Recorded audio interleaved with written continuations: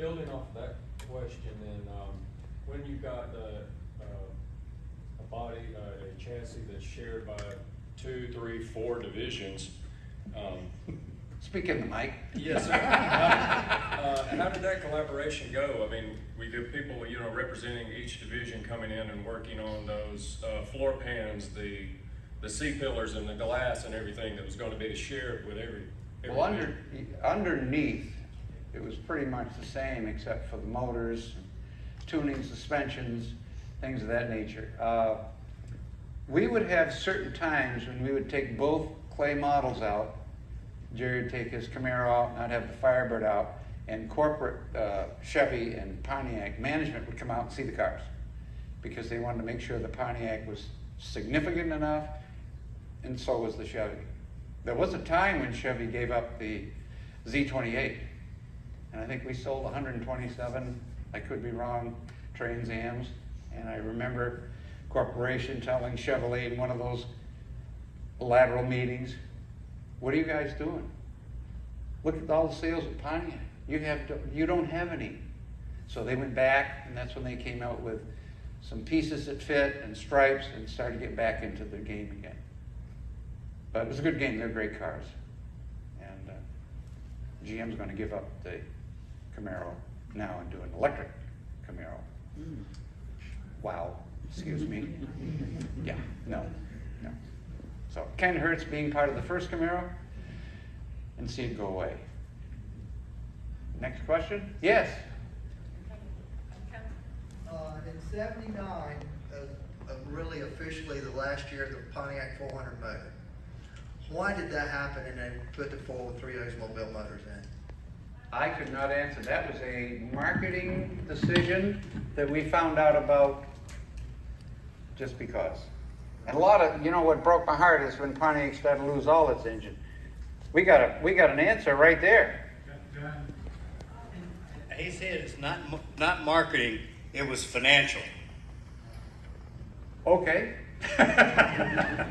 We could produce fewer engines and share them Yeah.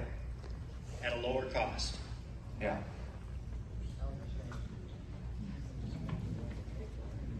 Okay. All right, next.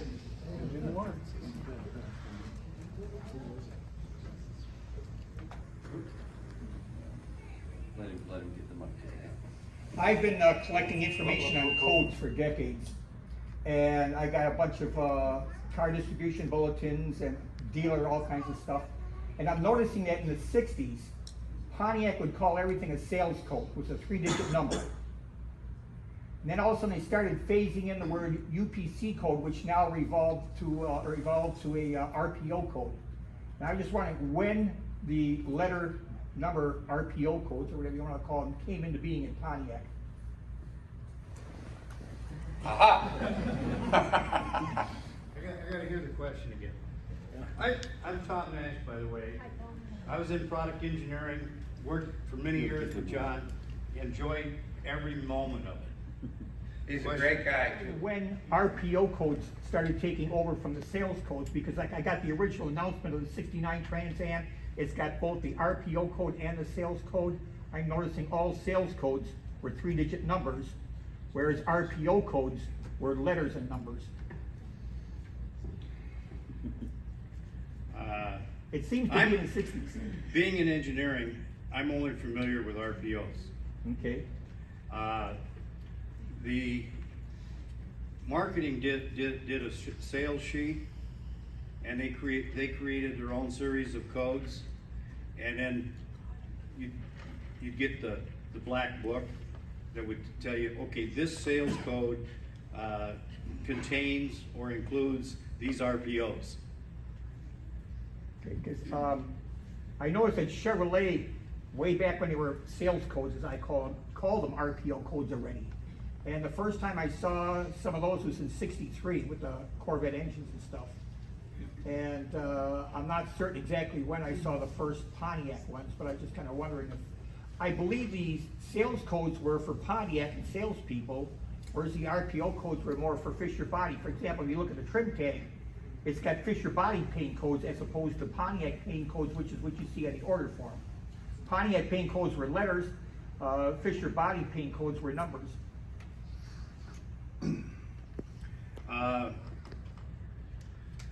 Specification systems prior to the early 70s were unique to each of the divisions. There was a level of corporate coordination, but we didn't get to a common specification system until probably the mid-70s.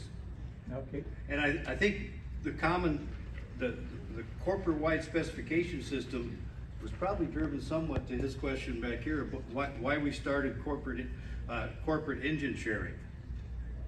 And amongst other jobs, in the 70s, each division had a allied engine release engineer. And I did that job for Pontiac. I had to release the Buick V6 in the Pontiac vehicles, the Chevy 305 and all that stuff. I only did it for about 3 years, but transitioning to a corporate-wide specification system drove most of that. I don't want anything goofy. I've got my hand on the mute button just in case. My all-time favorite Trans Am, Yeah, 69. fine. I bought it 25th anniversary, and I never voiced it to anybody, but I wished you would have put 2 stripes on it, not 1. Okay. Why did you choose, did you choose 1 because Gen 2 Trans Ams had 1 stripe and there were more of them, or? No, I don't know. I think it was the theme of having them down the middle of the car, as far as I know. I don't know. But I tell you why, you got the picture up there. Sorry. No, that's all right. Windshield, side glass, roof, door, and I think the quarter and the deck were Chevrolet. And Pete Estes, you probably don't remember his name, but he was the first one that kind of set fire at Pontiac and head of management. And this is when Pontiac had come up with a car that to me looks kind of like a Corvette. It was a 2-seater, and they wanted to have that. And the corporation said, no, but what we'll do is give you the parts off the Chevrolet to make that. In my opinion, I think the Pontiac was neater. And I happened to be in Australia, because I was sent in 1965, when I saw that, and Jerry Titus had his race car for Pontiac. That's what I wanted for my company car. I thought it was a great car.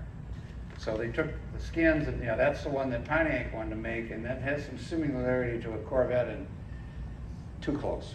And but what Pontiac did, they built a hell of a Pontiac off the Chevy stuff, and had their own motors, I believe, at that time, right? Which I think was important. No, I'll give you 3. All right, I want to know exactly why the shakers were closed up on the cars. Ah, And then I need to know what WS6 actually stands for, because there seems to be some argument from people on what WS6 stands for. And then why were the 70s model early Firebirds on the racetrack kind of a hybrid between a Firebird and a Trans Am? They had front air dams, no air extractors, missing the wheel spats, had a rear spoiler, and then they put shakers on them. I can only get close on the first one, because that broke my heart when I was told by engineering, sorry, we got to get rid of the shaker hood. Now, there were several reasons. Oh, it won't pass sound in California. I heard that. I don't believe it. It ingests snow in the winter when the door opens and install the car. And I heard then they couldn't figure out the water problem, etc., etc. And believe me, they finally made me shut it up, and they sealed it. And you folks were smart enough to take those rivets out and put your own doors in. God bless all of you. That's right. And then the next version, they made me design a new shaker hood that was there with no door. And you people did the same thing. You cut that guts out of that thing and made it breathe. And at that time, you know, with the shaker hood with the door flipper, look what Chrysler and Ford were doing. Oh, theirs worked. And we gave it up.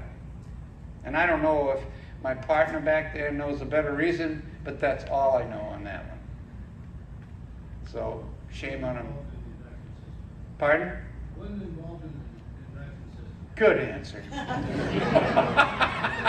Okay, number 2 or 3, he may be able to answer better than myself. I like to get a little something going on. It was a performance package on the WS4. What did the letter, did it say stand for something, or? Well, there's a system to the RPOs.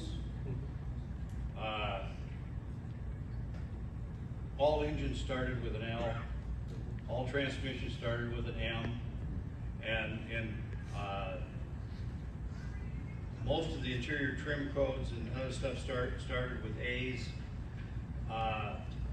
The W's and the Z's were marketing codes, where you'd put together an appearance package or a combination appearance and performance package, and that's it. Z28s, they were RPO Z28 on the Cavalier or whatever it was called back in the day. You could get a Z24. It was a performance content and appearance package, but it wasn't on the F body, so it wasn't a 28. It was on the J body, so it was a 24. Pontiac used W codes for their package RPOs, and that was just part of the corporate allocation of the alphabet. Okay. Yeah, another question? Not on that. Oh, okay. Everybody's asking me. It's got to do with it. Yes, you did. A conglomerate of a standard Firebird and a Trans Am. I was just wondering why they did it that way. Because in USAC, they didn't have air extractors, wheel spats on the back.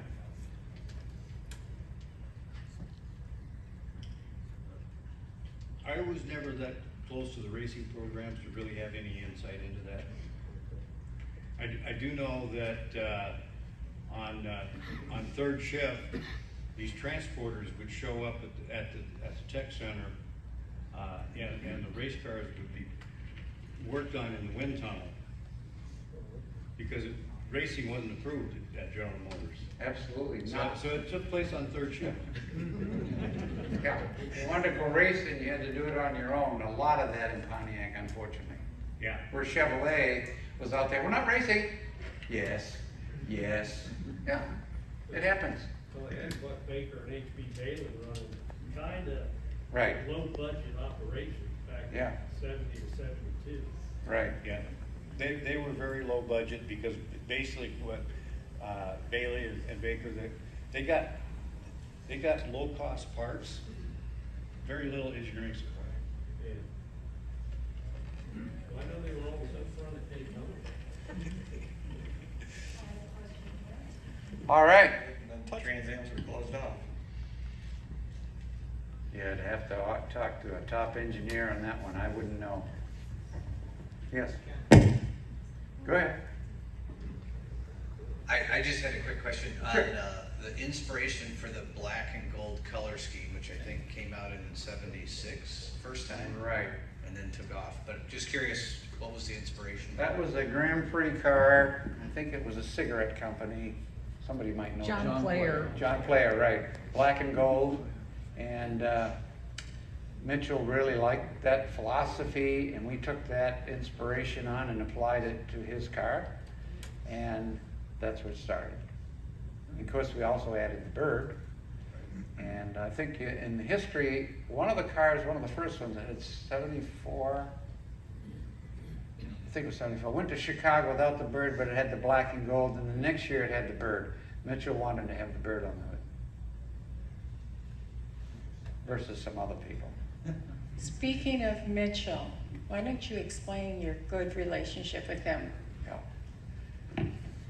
Bill Mitchell, this was kind of an interesting story. Let's see if I can wind that up good.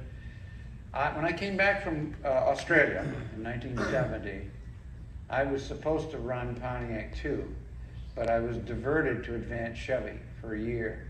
And it actually turned out to be a golden time because I had a chance to work with John DeLorean personally on some programs that he had. He had a J program that was amazing, almost where you have a common chassis and you could put the motor in the rear or in the mid, the front. It was a combination of things to do and save a lot of money.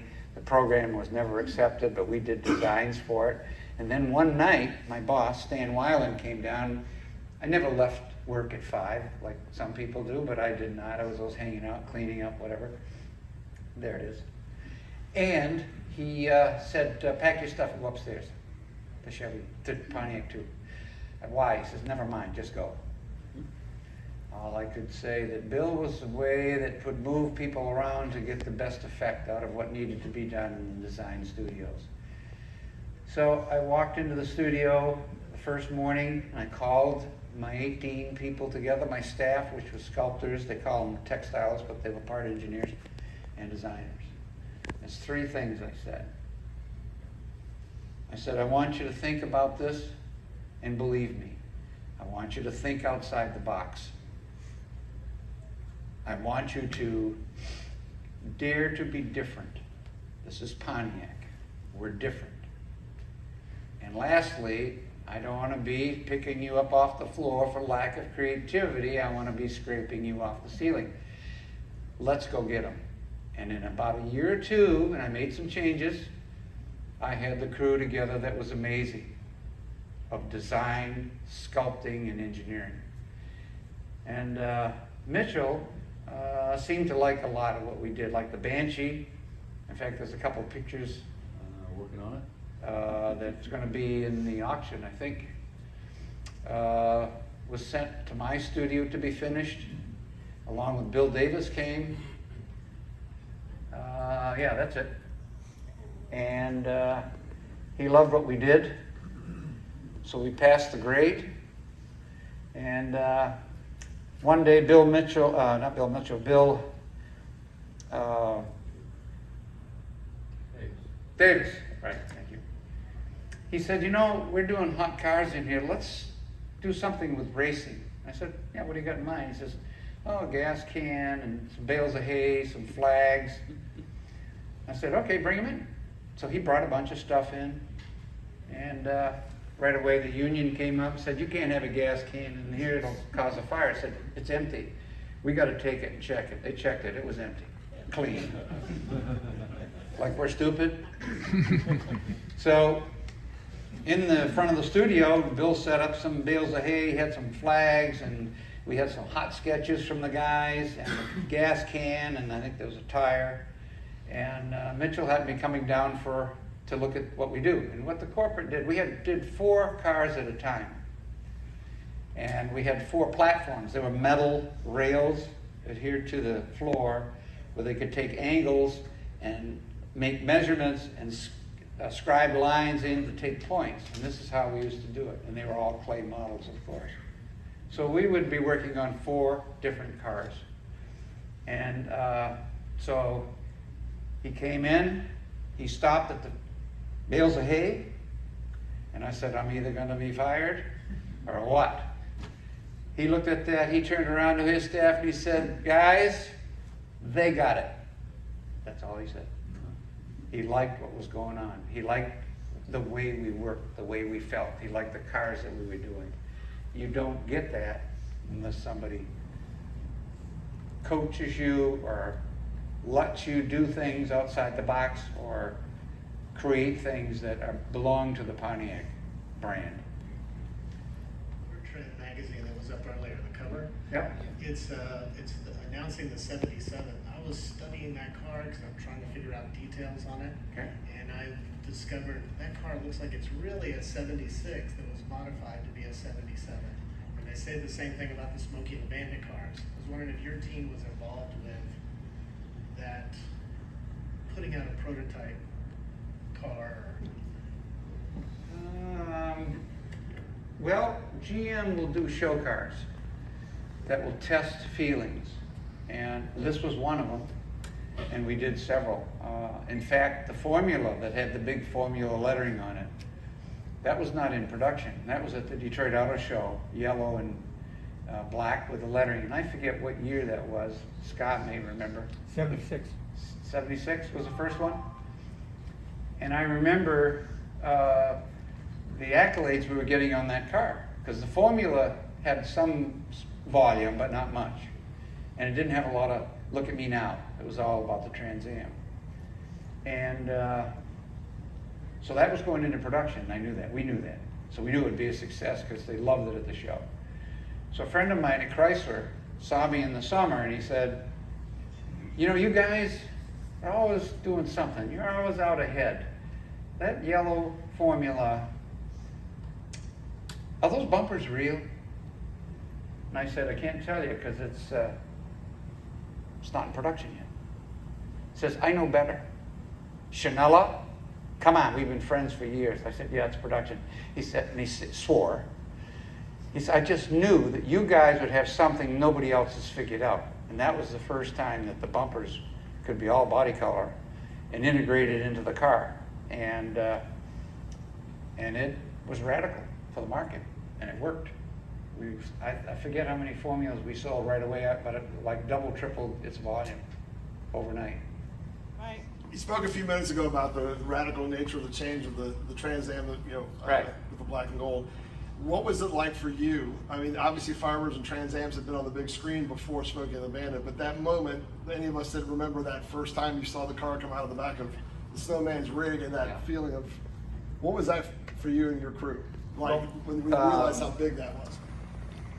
Head of marketing at that time there was two theaters on Square Lake and Telegraph in Detroit.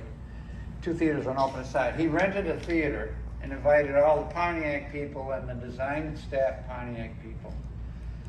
And it's hard to tell you the feeling, but when they started the singing and we knew it was all about us, it was big screen. And then when the car rolled out, we all went crazy. We were all kids. Because why not? Oh, yeah. Now it's interesting. I have a granddaughter and a grandson. Let's see, they're 9, they're gonna be 10, the 6 is gonna be 7. I played the Smokey and Bandit for them just about a week ago. And I don't know why I didn't do it before, but I did, because I know they like the car. I can't, not because of me, talking about it. And they said, Grandpa John, how come you didn't show this to us before? It's great, we love it. Play it again. So it's kind of neat that these are young people getting excited about what we did together as a team, what you people are doing. I go back again, what you people are doing is not unlike what we did, only you're making it come forward, which is nice, it's great. So it was a thrill. And when I watch the movie, I get a thrill again. When I see that, I said, God, what days? I want to go back. I want to do more. Go ahead. What was your inspiration for that? Like, did they come to you and tell you the car was going to talk and do all these things, or did they just say, hey, can you design something for us, or what would they do for you? Eric Dahlquist was PR for GMC and Pontiac in California. He was a great guy. He's not with us now.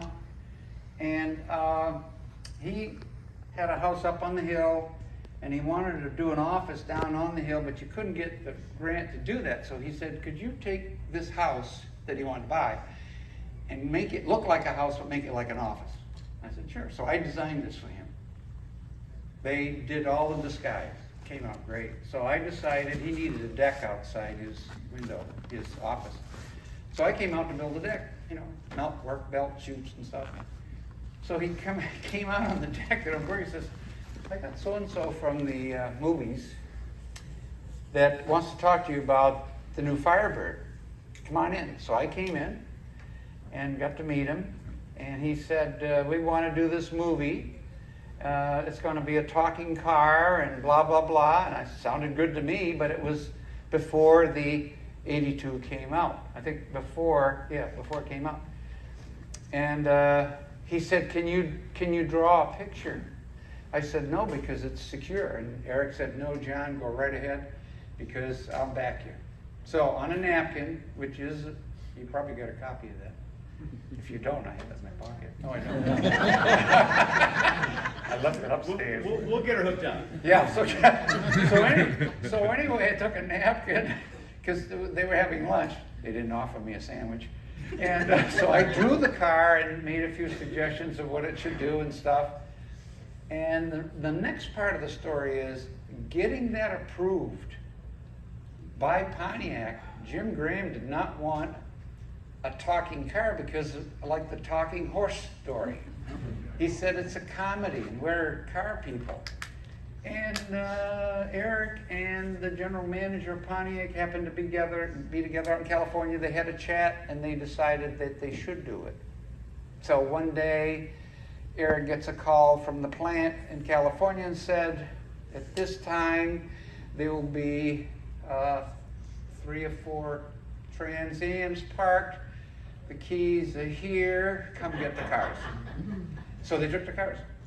And then they sent them to a shop where they created this car. I did not do the interior, but I did sit in one a couple, 3 years ago, and I was excited. It's crazy. The car talks to you and everything. It's great. If you haven't had a chance to sit in one, and the guy is here today, I think with his car, he might let you sit in it, let it go. It's bizarre. I've got a picture of the napkin coming up here. Hang on just a second. Right. I'm going to jump in while I'm bringing this up. Would you elaborate? You elaborated beautifully on your relationship with Bill Mitchell. Yeah. Would you do the same for Eric Dahlquist? Because I don't think a lot of people here realize, as much as we've all grown up watching TV and movies with Firebirds and Trans Ams in them, Right. how that happened, and the 2-word answer for that is Eric Dahlquist. Would you speak to that? PR. In fact, in his office, he had more covers of magazine, Road and Track, et cetera, about Firebird, and it was never compared to a Corvette. They compared it to Ferrari, which is interesting because maybe the looks and whatever. And he was an amazing guy, and he always tied together. Oh, he was also in charge of GMC. In fact, I brought some GMC stuff that was at the 1980 Indy 500 to be auctioned off, and he was able to get all the writers on board to talk about the cars. He would make cars available. He was an amazing guy, and he's no longer with us and no longer with GM, and he was just amazing. And he was out in California, which helped because that's where a lot of the writers were, that's where a lot of the neat cars are. So he was an asset to General Motors, especially Pontiac and GMC. John, the Knight Rider historians would love for you to expand on that a little bit. So if I could lead you to maybe talk additionally about the Vista Group and Chuck Koch and anyone else involved. And then I have a long list of people at the design studio that I think not only were related to the decision for Kit to be an A1982 Trans Am, but also so many other things that other people who are not interested in Knight Rider in this room would also love to hear. So first, Eric and the Vista, Chuck Koch and Eric Dahlquist and the Vista Group, please. I got told to come over under the light. I'm in the dark.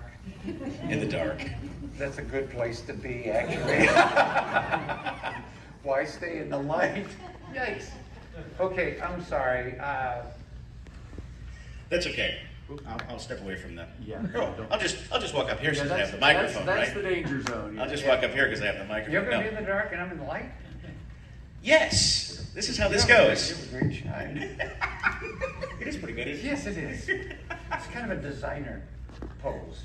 Okay, go I ahead. wouldn't know about that. Okay, Okay. well, anyway, I'll ask the question again. The Knight Rider historians would love to hear a little bit more from you about not only Eric Dahlquist, but the Vista Group in general, Chuck Koch, anyone else involved, and then a long list of, a very short list of people at the design studio who were actually involved in KIT becoming a 1982 Trans Am, and so on and so forth. So it's a multi-part question. Yeah, actually, nobody from the studio was involved but me.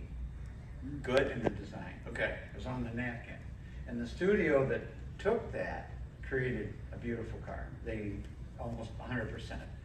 And then they came up with the interior at the shop where they created the whole car. I think they built, what, 2 or 3 of them? Three to yeah. begin with, Yeah. right? 2 went to John Ward, 1 went to Michael Schraffé, but that's another video of ours. But anyway, we won't hijack that with that. How about Terry Hemline at the design studio? Ever hear of him? Yes, but he was not part of that car. He was not part of that car. How about John Kitzmiller, Mr. Kitzmo? Kitzmiller. Now, I don't know that he was a part of that mechanical. He could have been, I don't know. Okay. I know he's a big part of Fiero. Well, anyway, I was hoping that you could expand a little bit on the about you know these gentlemen from the design studio and the things that they did, as well as any stories from Jim Graham and of course Bill Hoagland and all of that. So I'll hand the mic back now. Thank you. Good. Yeah, Jim Graham was head of marketing, and Hoagland was. I had this is kind of interesting. It's not funny, but it's good. For my time at General Motors Pontiac, which was 70 to 88 someplace, because after 88, I went out and ran the Advanced Concept Center.